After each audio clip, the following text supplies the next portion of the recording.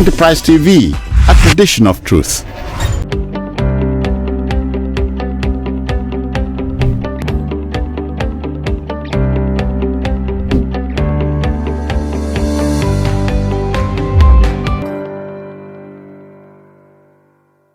Hello and welcome to Enterprise Morning on Enterprise TV. I am Henry Igwibiki. Let's take you straight to what the newspaper headlines are saying, and then we will return our focus and our conversation for the day in the studios. And with me, of course, in the studios as usual is Mr. Tunji Abdulhamid. Barrister, you're welcome to Enterprise Morning today. Thank you for having me. Thank you for always making the time to come around and have conversations with us. But without much ado, let's move straight to newspaper headlines for today. And we have Daily Trust. And the big story on Daily Trust says why Naira scarcity persists despite the Supreme Court judgment. On the rider, we have queues for cash resurfaces, PoS operators hike charges, banks ration withdrawals, complain of cash limit, no need to panic, CBN officials say. And on the top sleep of the newspaper, we have ECOWAS reopen talks. Niger junta demands short transition roadmap. And also we have 2024 budget works ministry to spend 1 billion naira on grass cutting, 3.1 billion on vehicles. Senators donate salaries to victims of Kaduna village massacre. And also on the down sleep of the newspaper, we have after Daily Trust reports, FG goes after kidney traders. Now, Barrister, let's go to the big story for today, and it's about the Naira scarcity that's currently being observed today in Nigeria. Now, I do understand that the reason Emefiele is still in custody might be for some other reasons, but you still want to believe that on the line, it's simply because of the scarcity of Naira, which of course was common when he was the CBN governor. Why do we still have Naira scarcity with the current government? I think that should be for CBN to explain. It's for the Mr. Cardoso to give us those reasons why we are having a scarcity. For me, as a layman, in terms of economy regarding the monetary policy, why we're not having money, I think it's not doing the right thing. Probably we're not printing enough money, or we're not doing enough, we're not ensuring circulation of the money to the United people. And you see, like you said, I love you, I would use identity use on that one. Yes. So the issue before everybody is not about the scarcity of money, it was about the different fraudulent transactions. Exactly. So, but we know that if not for that money scarcity that they did at that time, which the current president fought against. No, not fought. Few as against as was that those policy was skewed against to lose the election. If not, maybe probably we still be in the cabinet, or maybe another comment of somewhere else, because he was seen as working against this current president as then. That's why it's in court. So it's not about the fact that we have scarcity. Those in government don't care about you. If they don't care about it, so speaking, their policy is not about people, it's about what will benefit them. So as far as I'm concerned, the CBN has a lot of explanation to make regarding the scarcity. We have been to the court has confirmed that we can use both the old and the new. But unfortunately, since Emefiele left, even before he left, the news Naira notes or whatever are not in circulation. Very sure, they didn't print enough. I don't know the policy or strategy on how to they print money whether it is. But what I hear is that printing money, the money you use to printing money is even bigger than the money to print. Probably they are looking at that. So, but like I said, the CBN will have a lot of the CBN governor will have a lot of expectation to make in that regard to tell us Nigerians are suffering again and going through the same thing. So it will be unfair to see Emefiele as putting Nigeria go through this crisis, or see them or few Emefiele as acting against it, and now they are in power. They are also the same thing. Stress is coming up. That means they will have to explain a lot to us to say, look, Emefiele probably wasn't wrong. It wasn't wrong after all. Probably, but they will say because he introduced and then I know that I didn't provide enough for this application. But I think really that time the basic behind it is not printing enough money for my own little understanding was because they were talking about what's it called? They want to reduce cash construction. They want to go when we don't have enough platform to do that for us engage in that. So that was the issue. And probably again, he also played politics. You remember he said he wanted to contest the office of the president at that time. And I've never seen that before.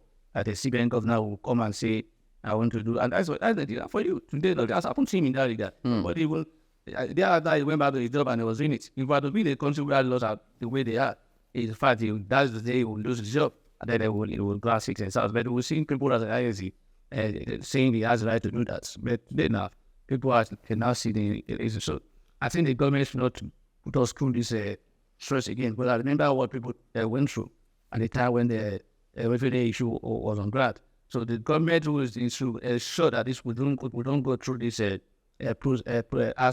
process again. I don't know why we should have a scarcity of fund. I can't even explain it. I don't even know the reason behind it. And that's why I say, listen to it. Can give us private explanation as to what is happening. Very true. Or for this country, people don't give you correct. They won't tell you. They won't give you information. They will keep it to themselves. They will want to be propelling rumors. And then in that regard, if we have the country, the CBN will have come out and give us a proper explanation as to what is happening. Nobody's doing that now. Or they will leave us to start guessing and start making a concussion or suggestions as to what happened, what did not happen. And of course, not considering the economic effect of those policies. But let's move straight to the top sleep of the newspaper. 2024 budget. We've said so much about this budget, but it's still reoccurring. 2024 budget, Works Ministry to spend 1 billion naira on grass cutting, 3.1 billion on vehicles. Why do we keep making this same mistake over and over again? Grass cutting has always been there in the past administration, and we're still having so much money dedicated to grass cutting. Why is this so? Did we call it a mistake? I don't know to agree with it. It's a mistake as far as I'm concerned. It's a deliberate attempt to just carry money. And you see, they have a way of slaying our money. Or thank God Nigerians are now looking into the details of the budget. Before now, people don't care. Yes. They only read it to us and then we'll go with it. And then so those money will be carried by them, and then it's a means of putting our common fund, because I don't know what they want to cut. Babaji Lawal cut grass with the 200-something million we shouted. Now it's 1 billion. It has been increased to 1 billion. I don't know the that's going to go. I don't know what to say. Where the grasses are. They don't give us answers as to where exactly the grasses are. For me, I thought why will the federal government be cutting grass? Those grasses are in particular states. Yes. Are they? Yes. And I believe we have the governor in those states. We have the local government chairman. We have the representatives who can take out those responsibility on their own, and then in the state they try and do one thing or the other. You see, like I said earlier, it's an happening with economic. As far as I'm concerned, I will not hide it. And that's my my allegation. It's an happening for them to just take money away, and then if you look at that budget critically, you will see a lot of this falling estimate like this. The budgets, you see a lot of things that will wow us. In this country, when are we doing this? So as far as I'm concerned, we are not, and that's why I don't bother much about the budget itself, because I know the budget is just an mere estimate. The most important we have been having is implementation and enforcement. It was the one that is clear in that budget as for the benefit of the people. You won't see that. In any event, I don't even see much estimate as it's meant for the benefit of the people there. There are very few in that, is that because what we are seeing is either 1.5 billion or 15 billion for innovation of a vice president office, to buy car, to buy this and that. Whereas you see the one that will benefit the entire student of Nigeria, it will be 5 billion for them, and then you see. So things that are not very the thing that they need to put as priority are the one they have issues on that. The one that is not priority are the one that are giving the priority, because those are the areas where the money come from, whereas where they will get the money that they do. But they will not put anything that nobody will know. If nobody will know, that 1 billion will go. They will be share everything there. They will tell you they use it. It has been used to cut a particular. Because if you cut a grass today, by next you will expect that a year after there will still be grass in that place. So you won't tell them that it's not doing anything. They will tell you we did, but it didn't keep up a year. Fine. So let's move straight to our second newspaper headlines for today, and that's on Vanguard. And on the big story, we have manufacturing sector bleeds as forex loss rises to 400% to 466 billion naira. On the top sleep of the newspaper, we have Niger, Mali, Burkina Faso alliance won't weaken ECOWAS resolve for democracy, Tinubu. And also foreign airlines at breaking point may exit Nigeria's airspace, IATA. And on the down sleep of the same newspaper, we have 18 dead, 27 injured in Kaduna Abuja Express auto crash. Now let's go to this issue of Niger, Mali, Burkina Faso alliance won't weaken ECOWAS resolve for democracy, Tinubu. Now I do not know. Some would say that I think it's time our leaders should be given leadership training 101, because it's very clear, it's apt, that the reason why we have multiple coups is simply because of leadership ineptitude. Why does it often seem like our leaders do not understand this fact with what Tinubu is saying, that Niger, Mali, Burkina Faso alliance won't stop or won't weaken ECOWAS resolve for democracy?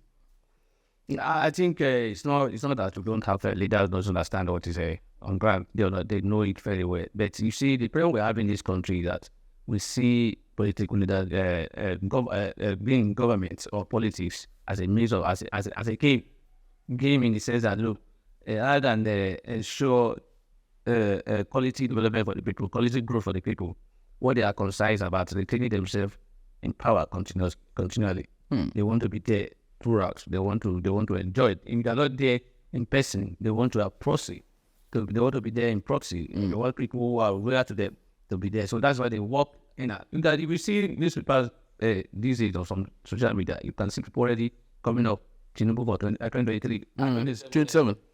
When we are even in 2023. When we've not even exhausted the first year. What our faith. They are not even looking. It shows that they are not even looking. It's not about whether it's performing or not. They are always about what do we get.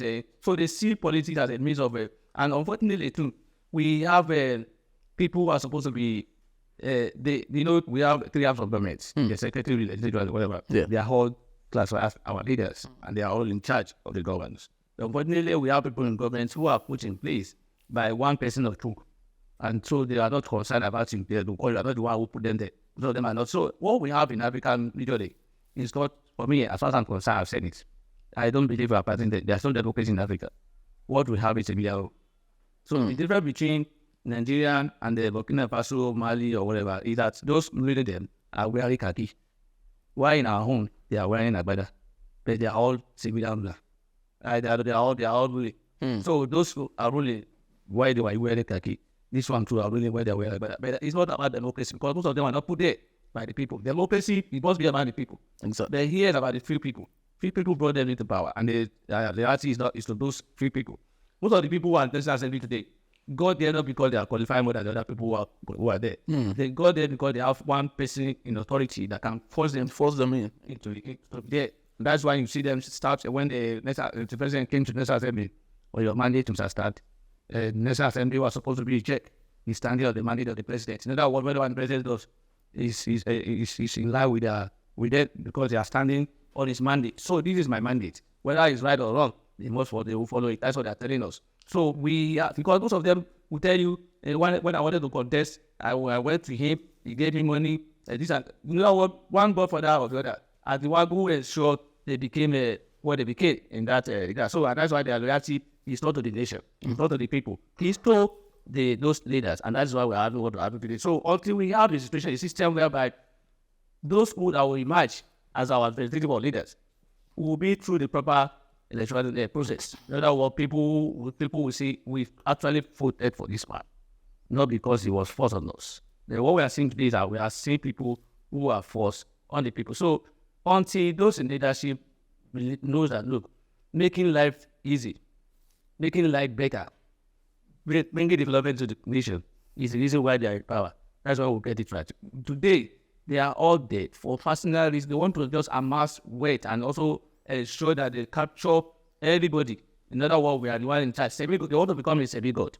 They be determine what and what. If they have the power to determine what to be, want to do it as well. So for me, until we get that right, and that will only be gotten right, well, people who are elected in government are truly elected by the people. Otherwise, it will continue. So whether Mali, Burkina Faso, or whatever, Nigeria is just because we are bigger than those countries, and that's why we're having what we're having today. We are all in the same position. So we are. Oh, well, it remains to be seen how all of this play out. We move to our next paper for this morning, and this is This Day newspaper. A big story here says, ECOWAS leaders, it's time to activate counter-terrorism standby force. On the right there, it says, promised gradual easing of sanctions on Niger, set up committee. Tinubu stresses need to re-engage nations under military rule, and more keys to fast-tracking return to a civilian rule. And on the top slip of the same paper, we have concerns mount over Naira's free fall against the US dollar. Barrister, let's talk about this, the free fall of the Naira, because of course it concerns every one of us. It concerns the economy. It concerns children yet unborn. Why do you think, and how do you think we can stem the strides of continuous free fall of the Naira against the dollar? It's right, but you see, the way it is today now, we are not doing anything to strike it, because we are not producing, we are just relying on importation, and then that's all we do. In fact, even the Nigerian government has to be promoting it, most times engaging their contracts in dollars instead of Naira. So what we need to do is to encourage more production, manufacturing, and then if we can export our products, and then probably we'll get more in that. So we should invest more in production. We should invest more in manufacturing. That's where we can get it right. If we are just consuming and importing, we cannot. There's no way we'll change. Anything will change. You can't be doing this in the same way and expect a different result. So we can only get that right if we continue to do, if we encourage production and manufacturing, and people do more of exportation of our goods abroad. Then we'll get more than that. But at least today, we're not doing that. What we are just relying on is what is produced abroad, our bringing it in. So we are, rather than get more dollar by exporting dollars out. But don't you think the policies of the government, it's equally very, it's concerning. It's equally the reason why all of this conundrum actually started in the first place. Because I want to believe that if subsidy, was managed very well, and our forex, just like President Tinubu advised that, the parallel market and the official rate, should be, at the same pace. Don't you think that would have, eased out the tension that we're currently having with regards to the free fall of the Naira? That will happen on paper, because you can't just say it should be on the same at par. How well will you be able to control that transaction? Because, for example, as you say, it's at par. You go to the bank that you're supposed to collect that. Do they have the dollars there? When you'll be forced to go to black market. And when you get to black market, those people at black markets are aware that when you get to the proper place where you're supposed to get it at a particular rate, you won't get it. They will try to give you at whatever rate you want to do, and then they'll negotiate with you. So if we have enough of it, all this policy will not even be required. So I won't be the issue of if there are enough, nobody will go to that market. If you go to bank and can be able to get your wherever easily, nobody will go to what's it called, black market also to say I want to buy at a high rate. As far as I'm concerned, the government policy is not a matter, it's just on paper. The government policy is simply just people work just like Barrister Tunji just said. Thank you so very much, Barrister Tunji, for always making out time to be part of our Enterprise Morning. Thank you. We appreciate you. Appreciate you a lot. So when we return on Enterprise Morning, Northern lawyers vow to sue federal government over Kaduna bombing. Now, that's in a beat. TV, your one-stop shop for news, programs, human angle stories, the economy, sports, and much more.